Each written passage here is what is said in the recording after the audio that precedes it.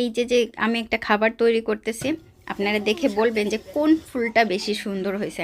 এখানে দুইটা ফুল দিতেছি আমি, মানে ফুল মানে কি আলু দিতেছি, যে আলুর ফুল করলাম। মানে আপনারা দেখে বলবেন, খেয়ে তো বলতে পারবেন না, দেখে বলবেন যে কোনটা সুন্দর হয়েছে বা ভালো হয়েছে। হ্যালো, আসসালামু আলাইকুম, আমি কলিকল্পনা সাউথ কোরিয়া থেকে আজকে নিয়ে আসলাম আলুর একটা খাবার। এই খাবারটা কিন্তু অনেক বেশি মজার, মানে আমার দিতে দেরি আছে, আপনাদের দুলাভাইয়ের বা পচার খাইতে দেরি হয় না। আমি বলছিলাম যে একটা তুমি খাবা আর একটা পচার জন্য রাখবা, তা আপনার দুলাভাই একটুখানি টমেটো সস দিল পরে, কিন্তু টমেটো সস ছাড়াও এমনি খাইতে ভালো লাগতেছিল অনেক। এই যে আমার আলু গাছ দেখেন, কত সুন্দর বড় বড় আলু গাছ আছে। এই আলুর নিচে, এই গাছের নিচে মানে আলু হবে, সেই আলু দিয়েও আমি খাবার তৈরি করবো। শাক তো খাবোই অবশ্যই। তার পাশে যে লাল শাক হয়েছে, এই পাশে আরও গাছগুলো হয় না, এই যে ছোট ছোট আরও হইতেছে। লাল শাকগুলো কিন্তু বেশ বড় হয়েছে, দেখেন অনেক বড় হয়েছে, একদিন লাল শাক খেয়ে ফেলাবো। এই পাশে একটা দইনা পাতা লাগাইছিলাম, তাই একটুখানি কইছে। আর এইটা যে ঝাল গাছ না মরিচ গাছ নাকি পাট শাক এখনো বুঝতে পারতেছি না, আমি কিন্তু ঠিক মতো নাম জানি না এটার।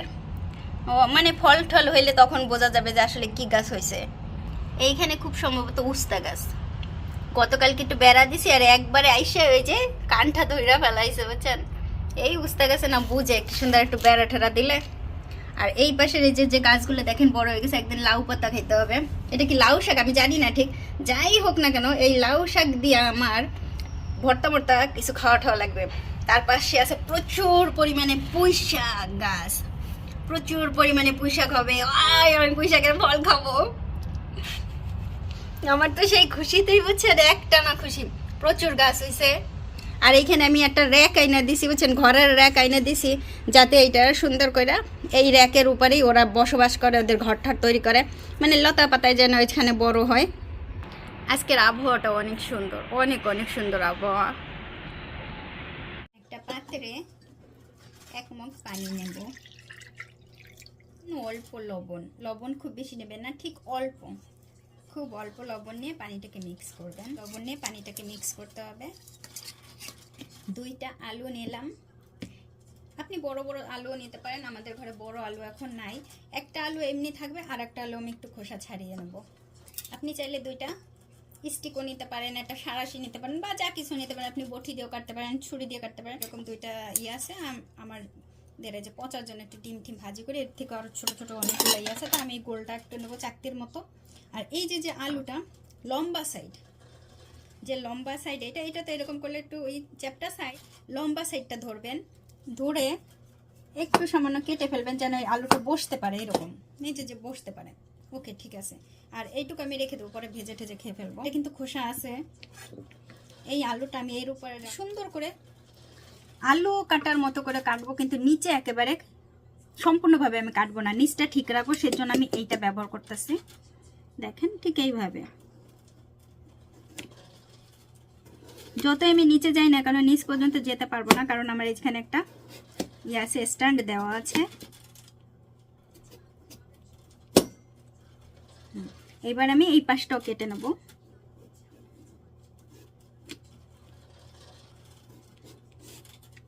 কাটার সময় হাত সাবধান।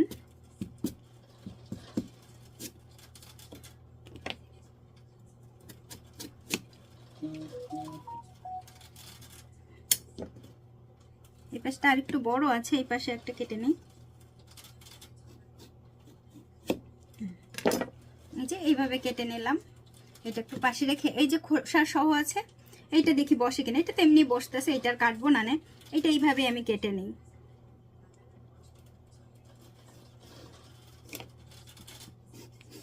খোসা সহ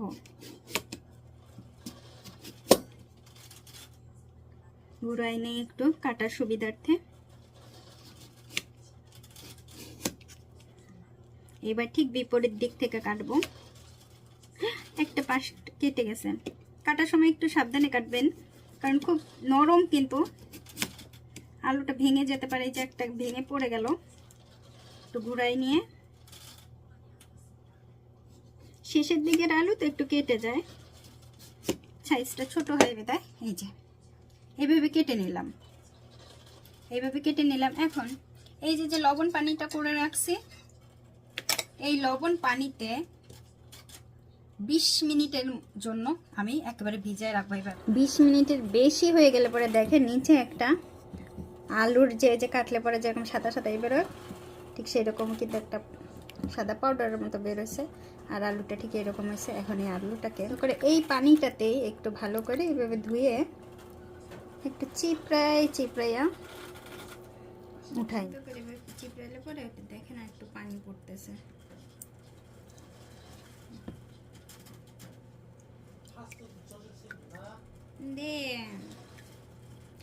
এইভাবে চিপড়াই নেব।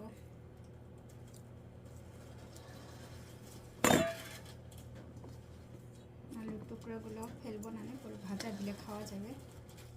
এই আলুগুলোকে ঠিক ওইভাবে রাখলাম। রাখার পরে এখন কিচেন টাওয়েল দিয়ে খুব ভালো করে এইভাবে মুছে নেব, ভিতর থেকে পানিটা বের করে নেব।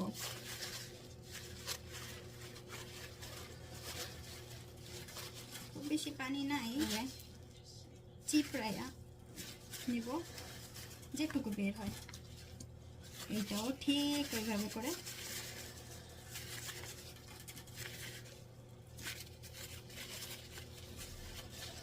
খুব বেশি বের হয় না, পরে তেলে দিলে পরে যদি ফুটটা আসে তো কাজ হয়েছে। এই যে আটাটা দেখতেছেন এটা হচ্ছে থিকিম খারু। কোরিয়াতে এইটা দিয়ে যে কোনো ফ্রাইড বা ভাজা ঠাজা করা হয়, অনেক বেশি মজা লাগে। যে কোনো মার্টেই পাবেন থিকিম খারু। শুধুমাত্র এই একটাই ব্যবহার করব, আর তার সাথে একটু লবণ দিব, সামান্য একটু লবণ ছিটায় এটা একটু মাখায় নিই।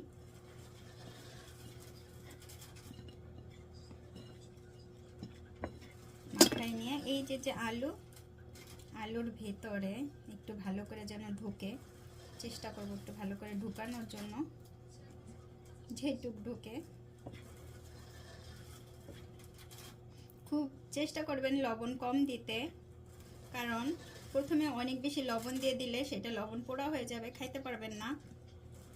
আমি একটা ভিডিও দেখে চেষ্টা করছিলাম ওইরকমভাবে অনেক লবণ দিয়ে, শেষে আমার চারটা আলুর চেষ্টা করছিলাম, 4টা আলু ফেলে দিছি আমি।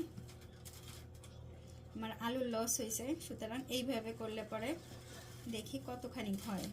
অনেকে আলু এইভাবে কেটে তারপরে প্রচুর পরিমাণে লবণ দিয়ে কিছুক্ষণের জন্য রেখে দিয়েছিলেন। হ্যাঁ, আমি এইভাবে ট্রাই করেছিলাম এবং তারপরে দেখেছিলাম যে লবণের জন্য আলু মুখেই দেওয়া যাচ্ছে না। আমার 4টা আলু লস হয়েছে। সুতরাং ওইভাবে অনেকেই করবেন না।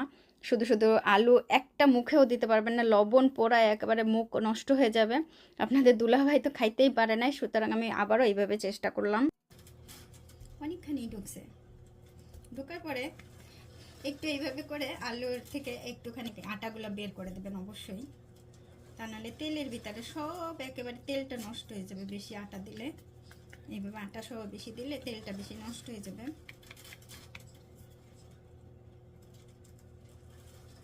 ঠিক এই যে হয়ে গেছে, এটা ভেঙে যেতেছে।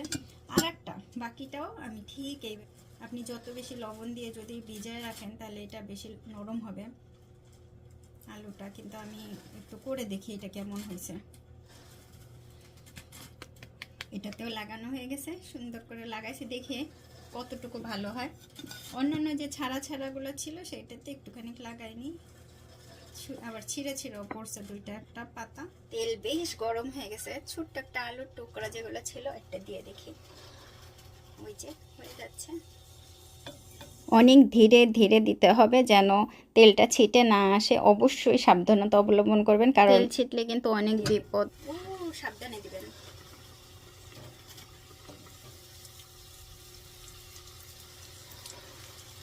আর একটাও দিয়ে দেবো। জালটা একটু কমাই দিই, কারণ উতরাই পড়তে পারে। তেল অনেক যেহেতু, জালটা অনেক কমাই দেবেন। অবশ্যই একেবারে ডিমা জালে করবেন যদি আমার মতো এরকম বড় হাঁড়ি নেন এরকম। আর যদি কড়াইতে নেন তাহলে তো কোনো সমস্যা নেই।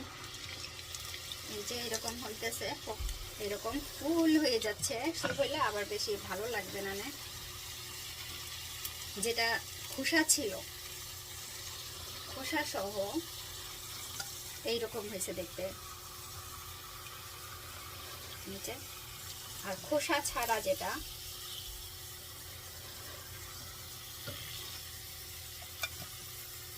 ওইটা দেখতে এরকম। এইরকম দেখতে।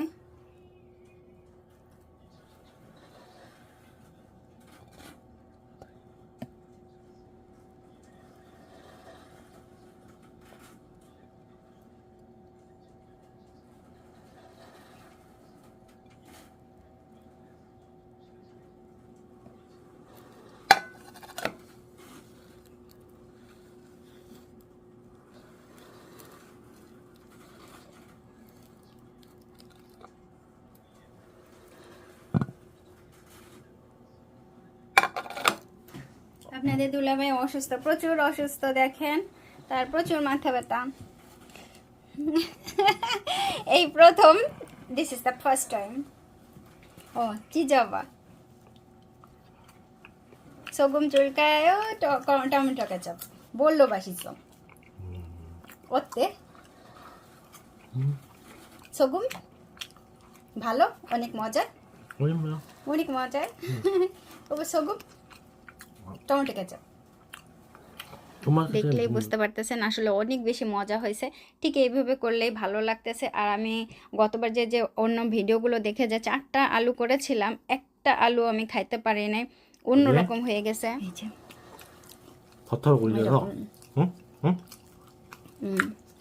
এইরকম হয়েছে। আপনি লবণ দিয়েও খাইতে পারেন, লবণ না দিলেও পারেন। মা সত্যি খুগো মারে। মোক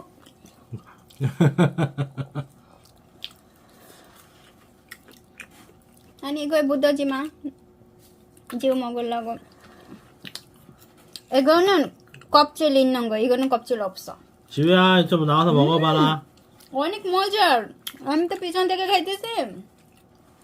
আপনারা যদি এই ভিডিওটা দেখে থাকেন তাহলে প্লিজ কমেন্ট করে একবারের জন্য হলেও বলবেন যে আলুর খোসা সহ আলুটা কোনটা বেশি ভালো হয়েছে, আলুর খোসা সহ নাকি আলু ছাড়াইয়া যেটা ভাজা করছি সেইটা ভালো হয়েছে। যে কোনো একটার কথা একটু বলবেন। ভিতরে এরকম হয়েছে কিন্তু খুব সুন্দর হয়েছে, গলছে। খুব ভালো গলছে।